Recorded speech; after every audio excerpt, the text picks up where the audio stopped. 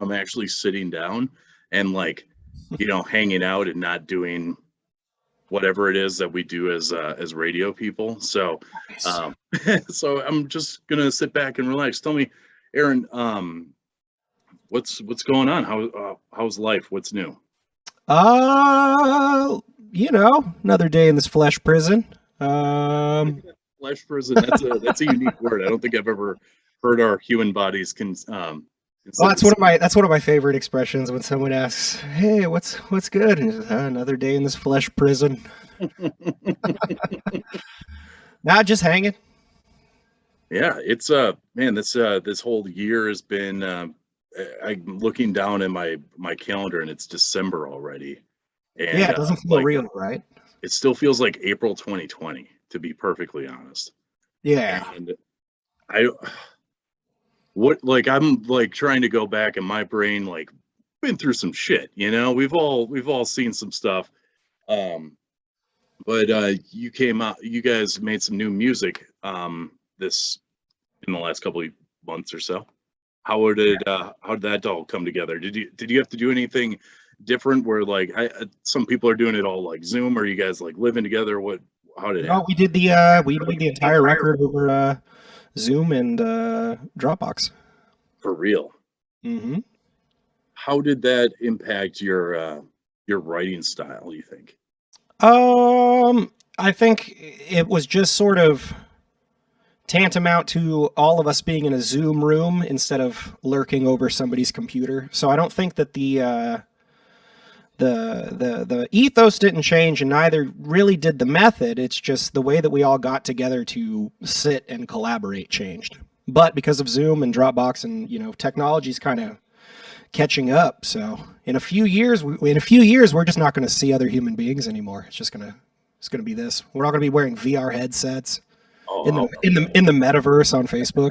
oh God, is that is legitimately like something that probably will happen. Like you're gonna be like walking through LA and there's going to be just like a horde of people that are just pushing over like garbage pails, and you're like, and they have these headsets on and they're going to be living the best life. What do we you see for the we're future? probably already there. If you've ever heard of like simulation theory, we're probably already just brains in a vat somewhere. And Do you, now it's coming full circle to where the simulation is now going to design a simulation. So oh God, do you think if the simulation decides to make a simulation, does that create like a maelstrom of information and we all just get sucked into like a black hole, or what? one could hope. No, I have no idea. It's all super interesting. As somebody who loves playing, like I love playing video games. And it's funny to think that we might just be a very self-aware video game ourselves. It is crazy. I watched this movie the other week, and it was about a guy that like got obsessed with this idea that we were in a simulation. I forget what it was called. It was on Hulu. It was really good. And like his daughter died, and he was like, "Oh, I gotta bring her back somehow." So he like programmed this computer, but then the computer kept like resetting and stuff. And then like he like did finally find a way to like run a computer so hard that it like crashed the system, and it like just restarted back. Like it was like a control alt delete, shut down all the programs and then just restarted. It was really fascinating. Yeah, what a trip. Yeah, what video games are you playing these days? A little bit of everything. I've been playing a lot of New World, which is like Amazon's new RPG. That's pretty fun. They managed to break it though, like every few weeks, because it's all built around like an in-game economy, and Yeah. and then somebody will figure out how to duplicate something, and then they shut the whole thing down, and then they bring it back up, and something else is broken. It's a what do you call it? Like a complaint vector for sure. But for me, it keeps things interesting. I It's bet. I like the chaos. Okay. Yeah, I mean, we can't really ever have nice things for too long, especially on the internet. That's for sure. No, and I mean, if the last couple of years taught us all anything, it's that you can plan, 10 years in the future, but you cannot plan for what's going to happen in the next 5 minutes. So, you just got to kind of be along for the ride a little bit and try to enjoy it and try and create as much as you can while you can. Yeah, it is a weird time for that. And what type of did any of that type of things play into like how you were when you were writing the music? Was that the type of themes that you guys were talking about, or what's the theme of the new music? A lot of it was because we released the album in the form of 3 EPs throughout the year. Most of it was sort of just focusing on whatever the small project was at hand, focusing on trying to express ourselves honestly in those moments and write about, our personal and individual and collective human experience, that we're all going through.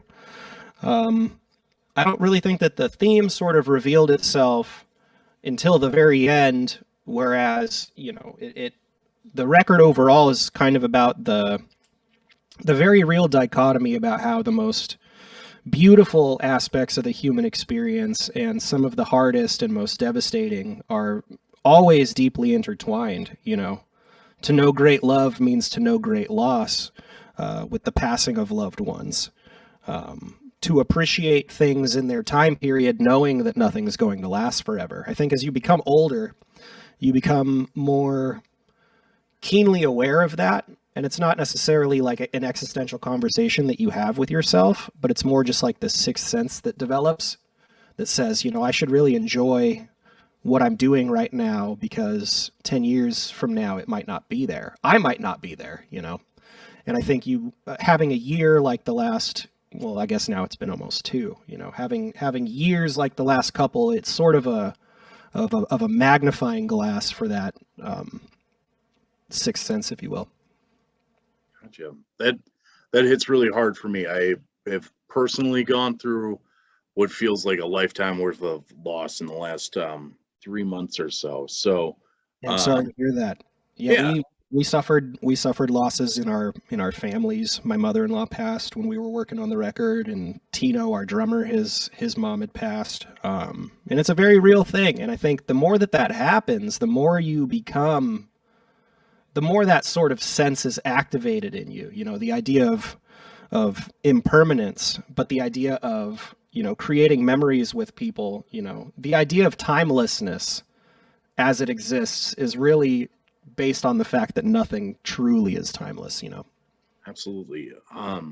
What would you say, like we're all going through our own, like, if not to dwell on this like super sad subject, but we're here. So like grief is a huge emotion that manifests its way in so many different forms. It playing your music, I'm sure, definitely helps with that. What gain did you get out of creating these 3 EPs into the album? Did you get out of or to get through that type of emotion? Yeah, grief is a very multifaceted emotion. It's much more complicated and complex than a lot of our primitive emotions like envy or rage or anger or sadness. I think it's sort of a complex amalgamation of all those things, and it's a really, really heavy weight that sits really, really deep in your soul and in your subconscious, and it can manifest itself in your life in very real sort of ways when you really don't want it to. And I think the whole idea of expressing that in a very honest way to sort of get it out of there, so it can become this thing that you can sling over your shoulder instead of being this weight that's really, really deep in you.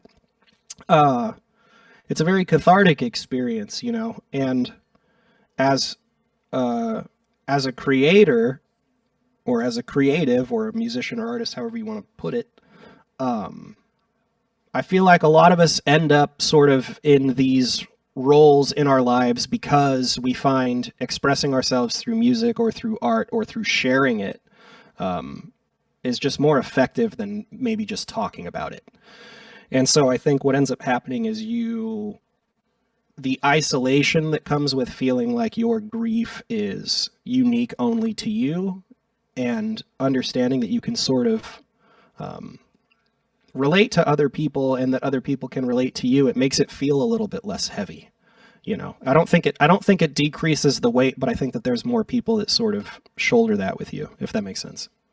That makes 100% sense. So yeah, the empathetic people and being able to, share the load. Like you said, it doesn't go away. It's still going to be that 30-ton hammer that's resting on you at all times. But the more that you're able to talk about things like this, and like you being able to express through music, I think is an amazing opportunity. And I'm more of a with my grief, I'm thankful that I have my support system, but then I'm also thankful that I have musicians that have gone through some heavy stuff and know how to put emotions into words and even riffs and things like that.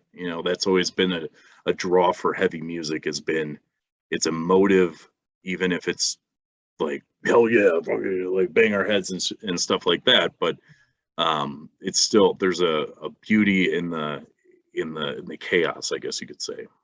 Oh, absolutely. And I mean, how many times have you been going through a tough time and you have these, a whirlwind of emotions inside you, and you hear a lyric or you hear a song that kind of is almost the lexicon of decoding that, like, oh wow, this makes my situation make more sense to me, which I think is such a gift, not just for, all musicians. Well, I can't say all, because I try not to use words like all or always or never, the absolutes, but I would say most musicians are music fans. And the reason why people give their lives to music, whether it's creating music or people such as yourself that share music with other people, it's because like we sort of understand the value of, sometimes a song can just make more sense of your situation than just sitting down and trying to rationalize through things by yourself. Sometimes the art is sort of almost this 4-dimensional language block that not only encapsulates the words of what you're going through, but the emotion of what you're going through. And it can be a healing experience. Of the songs that you wrote for this new record, and I like how you did it with the 3 EPs. That's pretty cool, and with the immediacy of access to music these days with streaming, social media, and even radio and stuff like that. It's cool to always be kind of top of mind. But of all of those songs that you released throughout the year, which one is the one that sticks out the most for you and the one you're most looking forward to play live? That's hard. I think they're all sort of unique expressions of whatever we were going through at the time. I think the song Fighting Gravity really sort of encompasses a lot of the feelings of the record. I think as we were sort of getting to the close of EP3 and finishing it up and sort of being able to look at the project as its entirety and sort of, almost look back at a yearbook, and to be able to sort of relive those moments. I think that's really when the thread of the record sort of made itself known. A lot of what we were doing was we wanted to release EPs and release the singles, not as singles, but just release the songs every few weeks, because when we're creating and we're pouring ourselves and our experiences and our feelings and emotions and all of that into music, and then being able to release it and having people resonate with it while it's still fresh, while you're still sort of living that experience, instead of, yeah, we wrote a bunch of songs last year and we put them out, and maybe you're not in that same place, but to sort of be able to share those moments with our fans when we knew that we really needed to create for creation's sake, for, just to stay sane and to maintain some semblance of purpose. It was hugely humbling to know that it was affecting people, that people could resonate with it and say, yeah, I'm going through something similar. Because ultimately I think that's all, well, again, not all, but I think that's what a lot of musicians are seeking is just basic human connection, to be a little bit more understood than you were before you put a piece of yourself out there. and for fans to sort of get that feeling like we understood them at the same time, it just ended up being a very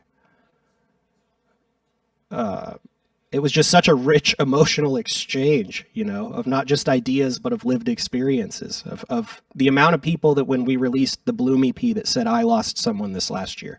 It was astounding because, I mean, look what the world had gone through, you know.